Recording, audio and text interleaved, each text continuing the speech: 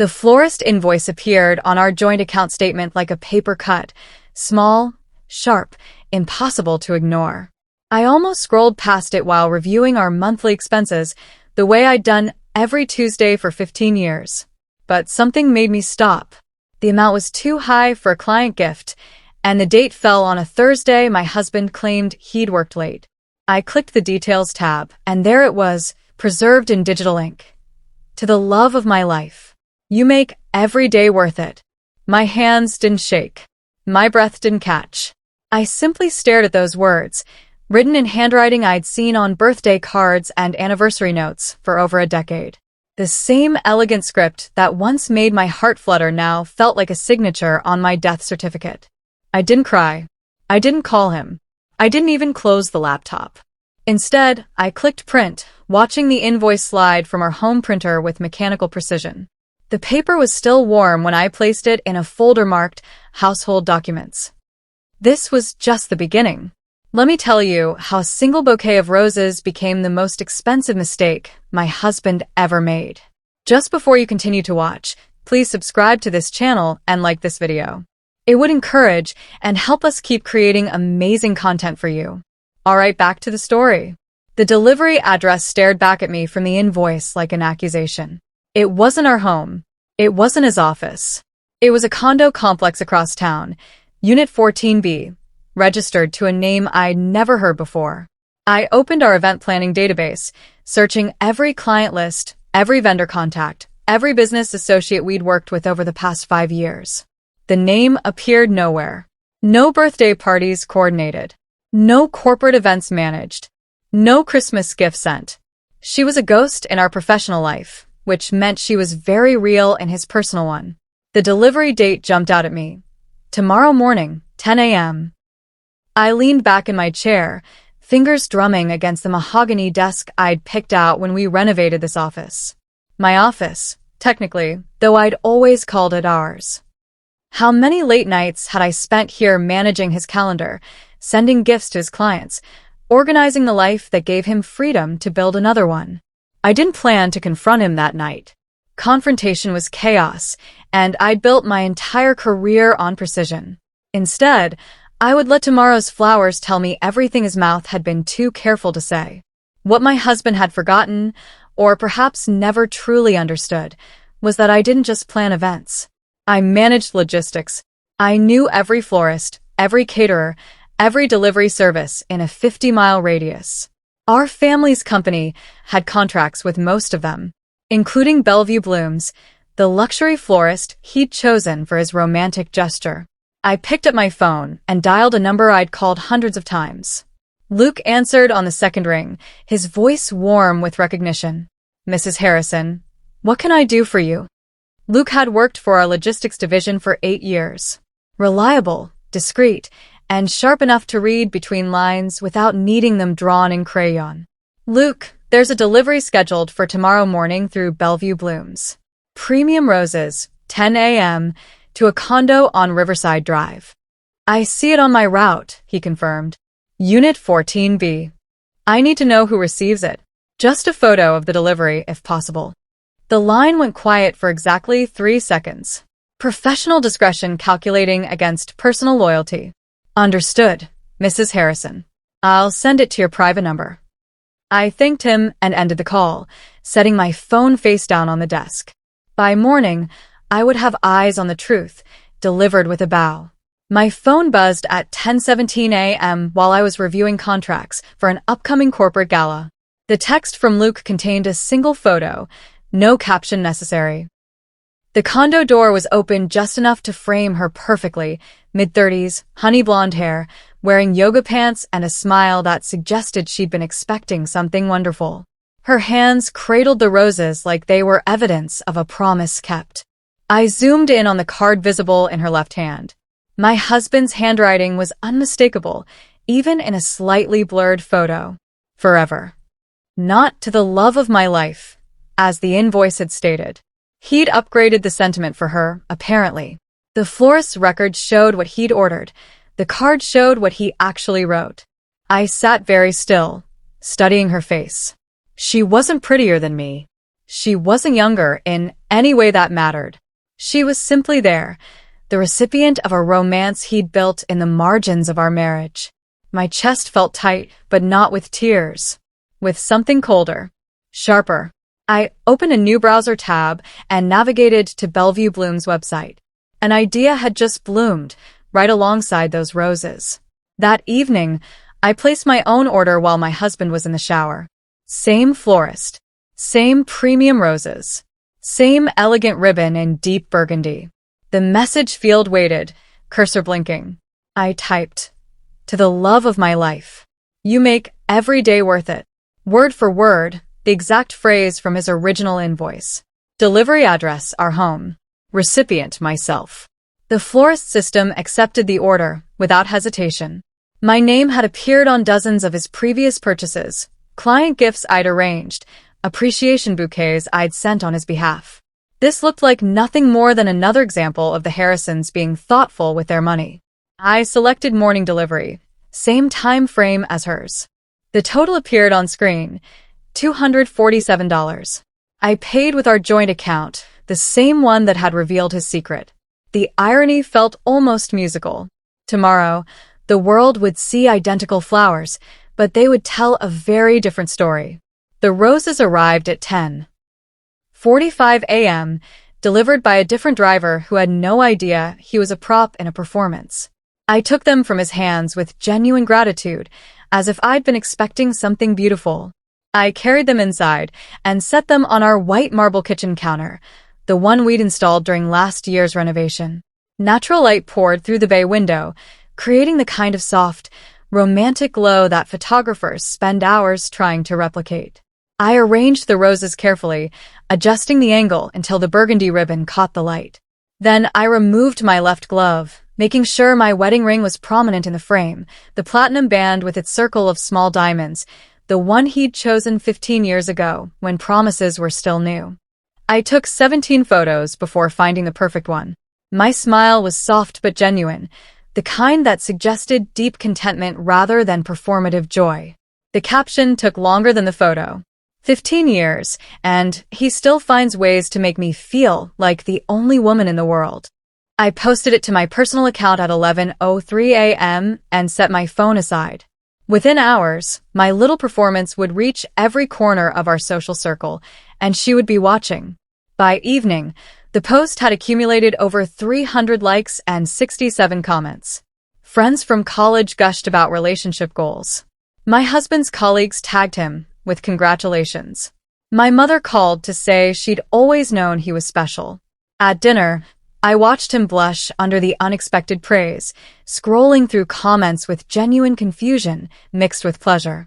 "I didn't realize everyone was so invested in our marriage," he said, laughing nervously. "You've always been romantic," I replied, cutting my salmon with surgical precision. "People appreciate consistency." He preened under the compliment, completely unaware that every heart emoji was a nail in a coffin he'd built himself. His phone buzzed constantly throughout the meal. More congratulations. More tags. More people celebrating a love story they thought they understood. I sipped my wine and watched him drown in attention he hadn't earned. But somewhere across town, another woman was also scrolling through my feed, realizing she'd been cast as the antagonist in a narrative that was now publicly immortalized. I wondered how long before she cracked. Luke's text arrived at 9:47 p.m. Update. The woman from yesterday just showed up at Bellevue Bloom's. Stayed for 15 minutes. Looked upset when she left. I stared at the message, imagining the scene. She'd probably seen my post through mutual friends or social media algorithms. She'd probably spent all day convinced she was the special one, the woman who'd inspired such devotion.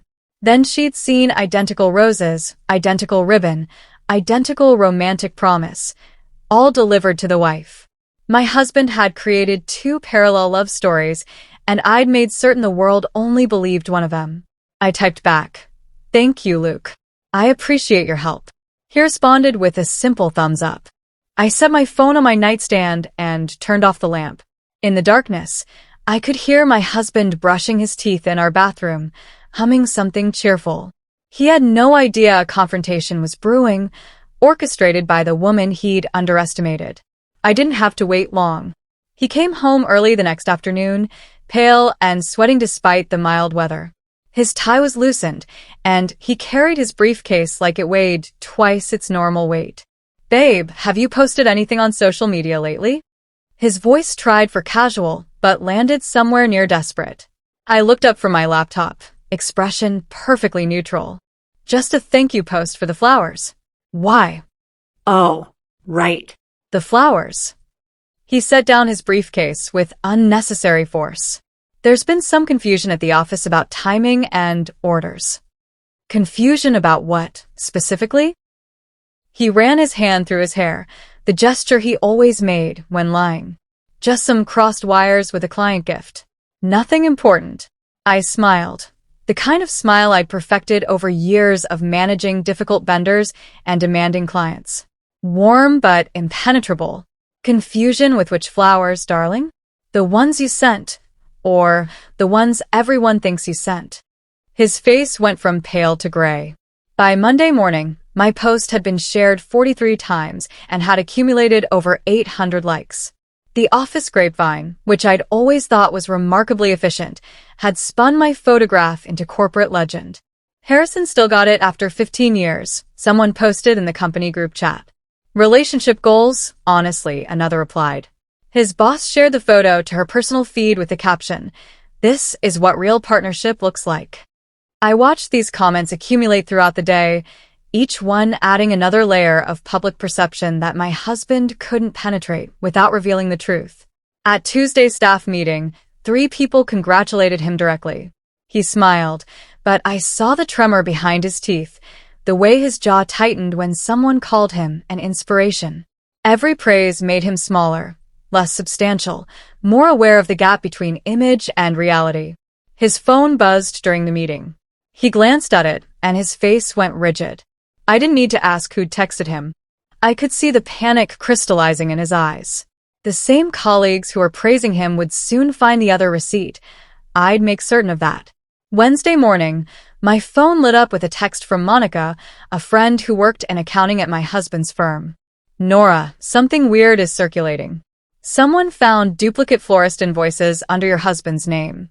Same day, same flowers, different addresses." She attached a screenshot showing both transactions, highlighted in yellow. I replied, "Interesting. Thank you for letting me know. Bouquet." She sent back a concerned emoji, but I didn't elaborate. By noon, the duplicate receipt had made its way through 4 departments. People weren't sending congratulations anymore. They were sending questions to each other in private messages, screenshots bouncing between phones like digital wildfire.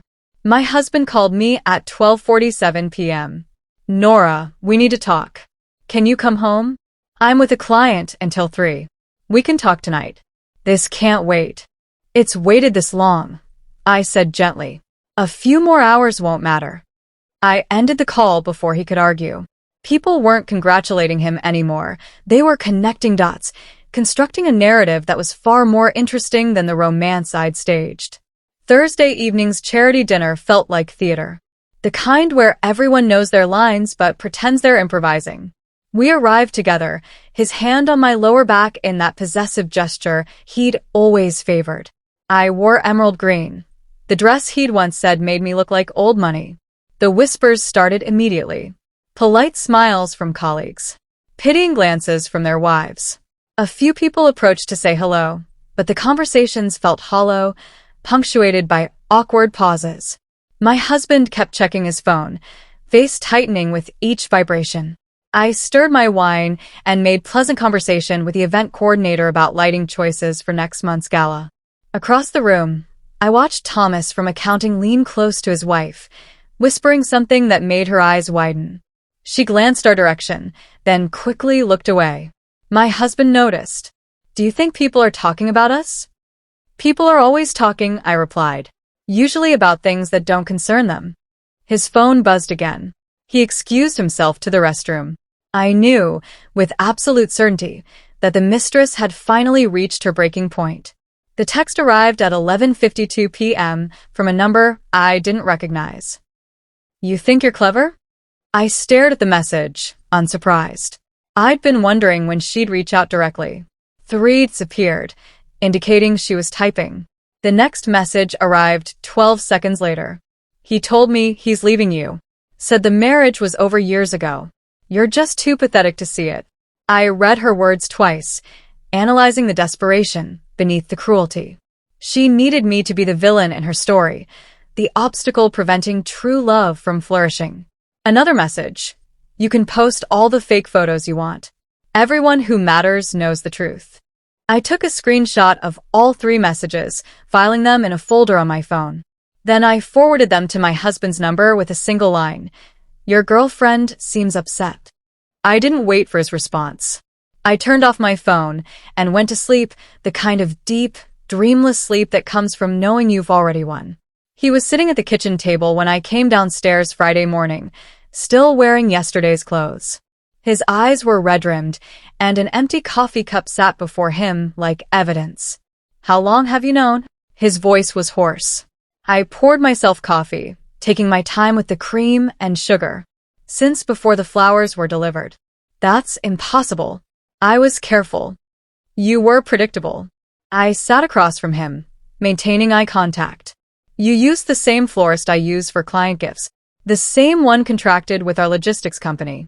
Did you really think I would notice? He slumped forward, elbows on the table. What are you going to do? I haven't decided yet. Nora, I can explain. Please don't. I held up my hand. Explanations are for people who got caught by accident. You got caught because you were lazy. There's a difference. He stared at me, finally understanding that the quiet woman who'd organized his life had been several moves ahead the entire time. Who else knows? I smiled. Everyone who matters. But don't worry. Most of them still think you're a devoted husband.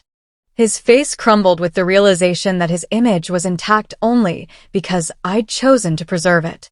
For now. Over the next week, I watched his world compress from the outside. The mistress unfollowed him on social media, then blocked his number. I knew this because he checked obsessively, his face growing more desperate each time. His friends stopped responding to texts with their usual speed. Plans got canceled with transparent excuses. Invitations that would normally arrive disappeared. At his office, people remained professional, but the warmth had evaporated. No more jokes at the coffee station. No more invitations to after-work drinks. The shift was subtle, almost elegant. No confrontations. No dramatic scenes. Just the slow withdrawal of social capital he'd taken for granted.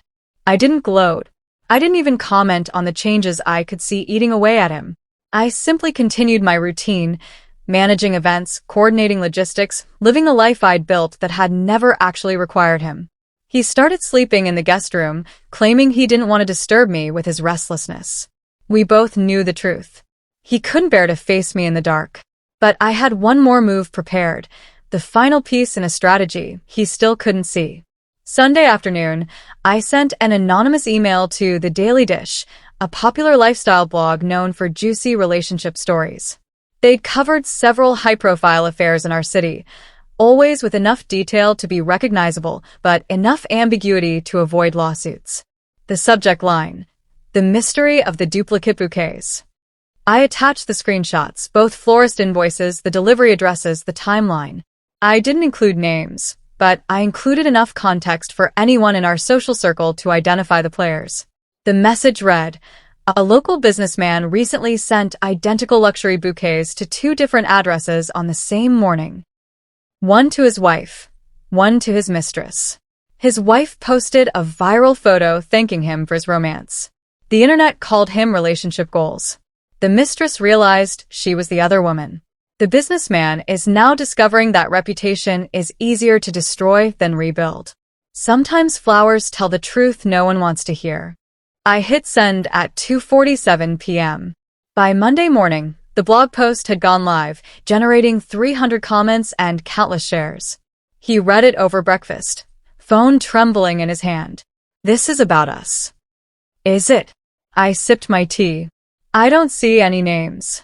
Everyone will know. Then you should have been more careful. That night, he tried to confess everything, as if confession could somehow absolve him or restore what he destroyed. He called it a one-time mistake, then corrected himself to a brief affair, then finally admitted it had lasted 8 months. I listened without interrupting, watching him trip over his own timeline, contradict his own excuses. She meant nothing, he said finally. It was never about replacing you. Then what was it about? I don't know. Excitement? Feeling wanted? Jesus, Nora, you're always so composed, so perfect. Sometimes I just needed someone who needed me back. The words were meant to hurt me, to make me responsible for his choices. Instead, they confirmed what I'd suspected for years. He'd always resented my competence, my self-sufficiency. When he finally stopped talking, I nodded slowly. I forgive you, I said. Relief flooded his face, pathetic and premature. He didn't understand those were the cruelest words I could offer. Forgiveness without reconciliation, absolution without restoration. I'd just given him permission to carry his guilt alone. After that night, I stopped performing the small rituals that had once defined our marriage. No more coffee waiting when he woke up. No more asking about his day. No more using pet names that had lost their meaning years before I discovered their emptiness. He noticed the silence more than he'd ever noticed the effort. You're not even fighting, he said one evening, frustration finally breaking through his guilt. What would be the point? Most wives would scream, throw things, demand answers. I'm not most wives. I turned the page of my book without looking up. And you're not worth the energy. The words landed with precision, stripping away the last comfort he'd clung to, that I still cared enough to be angry. By Friday, he'd moved his remaining belongings to the guest room without being asked. Our home became a museum of a marriage that had died quietly, without ceremony. I had no intention of reviving it. Monday morning, I drove to the law offices of Catherine Brennan, a divorce attorney I'd been consulting with for the past 3 months, ever since I'd first suspected something was wrong but couldn't name it yet. Catherine had prepared everything. Financial documents, property assessments, evidence logs with timestamps and screenshots. The invoice that started everything. Luke's photograph. The anonymous text messages. The blog post screenshot. You've been thorough, Catherine said, reviewing the file. I plan events for a living. Details matter. This is a strong case. Infidelity, deception, misuse of joint funds for personal affairs. He won't have much room to negotiate. I signed the retainer agreement, watching my signature loop across the page in the same elegant script my husband had once praised. One question, Catherine said. Why wait 3 months to file? I smiled. Because I wanted him to destroy himself first. It's much cleaner when they do the work for you. She almost laughed. Remind me never to cross you. The paperwork would be served Friday afternoon, delivered to his office at 4:30 p.m., right when he'd be finishing his weekly team meeting. Maximum impact, minimum warning. Thursday morning, I received a call from Monaco again. Nora, I probably shouldn't tell you this, but the board called an emergency meeting yesterday. Someone raised concerns about your husband's judgment. What kind of concerns? Professional ethics. Discretion. Whether someone who conducts personal affairs with such carelessness can be trusted with client relationships. I made a sympathetic sound. That seems harsh. The blog post is circulating internally. People are connecting dots. Even without names, everyone knows. Thank you for telling me. After we hung up, I sat very still, absorbing the implications. I hadn't interfered with his career. Hadn't sent anything to his supervisors. Hadn't made a single call to damage his professional reputation. He'd done it entirely himself, and I'd simply documented the destruction. Reputation was a weapon I'd sharpened for years, maintaining our social position, cultivating relationships, building credibility. He'd handed me the ammunition, and I'd let him pull the trigger. The mistress disappeared from social media the following week. Her accounts went private, then deleted entirely. According to Luke, who'd heard from the florist, she'd moved to another city, somewhere no one would recognize her as the other woman in a story that had briefly gone viral. Part of me almost pitied her. She'd believed his performance the same way I had, investing hope in promises that evaporated under scrutiny. But pity didn't change facts. She'd known he was married. She'd accepted flowers meant to celebrate deception. She'd participated willingly in the dismantling of someone else's life. We were both women who'd believed his lies. Mine just lasted longer and cost more. Still, there was a certain symmetry in knowing we'd both been discarded by the same carelessness. He destroyed relationships the way some people destroyed vintage furniture, not maliciously, but through fundamental disregard for their value. She'd learn what I already knew. Men like him don't change. They just find new stages for the same performance. Friday evening, after the divorce papers had been served at his office, he came home with the expression of someone who'd finally understood the game being played. "You've been planning this for months," he said, holding the legal envelope like it might burn him. "I've been protecting myself for months. There's a difference. Nora, please. We can start over. Counseling, whatever you need. I'll do anything." I looked at him the way you look at a painting that once moved you, but now just occupies wall space. Beautiful once, meaningless now. "I already did start over," I said softly. 3 months ago, when I realized who I'd married. You're just catching up. This will destroy everything we built. You destroyed it when you sent flowers to someone else using our money, our florist, our marriage as a cover story. He tried to argue, to negotiate, to bargain away consequences with promises that meant nothing. I let him talk himself empty, watching his desperation fill the space where his confidence used to live. When he finally stopped, I said the only words that mattered. "My lawyer will be in touch." He didn't understand that my revenge was already complete. Online, I remained the adored wife with the perfect marriage. People still shared my flower photo periodically, using it as an example of lasting romance. #TrueLove appeared in the comments. Someone had even made it into a motivational poster about commitment. The irony was delicious. Behind the scenes, my divorce attorney was dismantling 15 years of shared assets with surgical precision. But publicly, I was still Nora Harrison, event planner, devoted wife, woman who'd found lasting love. It amused me, this gap between perception and reality. I'd built a narrative so convincing that even its destruction couldn't shake people's belief in it. The blog post had been vague enough that most people assumed it was fiction or about someone else entirely. The few who suspected the truth kept quiet, unwilling to shatter an illusion they'd invested in. My husband's reputation suffered, but mine remained untouched, polished, elegant, sympathetic. I'd become a kind of artist, I realized. Painting realities that existed independent of truth, managing perception the way I managed events. But there was one final brushstroke remaining. 3 weeks later, I deleted the viral flower post. No explanation. No caption. Just gone. Within an hour, 17 people had texted asking why. I responded to none of them. My husband noticed immediately. "Why did you take it down?" "It served its purpose." "What purpose?" His voice carried a desperate hope that maybe, somehow, this meant reconciliation. "It told a story I wanted told. Now that story's over." He stared at me, finally understanding. The post had never been about celebrating our marriage. It had been about controlling the narrative while I systematically dismantled everything behind the scenes. The deletion wasn't forgiveness. It was a final revision, removing evidence that the story had ever existed. "People will ask questions," he said. "Let them." Without the post, there was no viral moment to reference, no tangible evidence of the performance that had launched everything. Just whispers and speculation, and the slow fade of public memory. I'd written our story, shared it widely, then erased it, leaving only the consequences visible.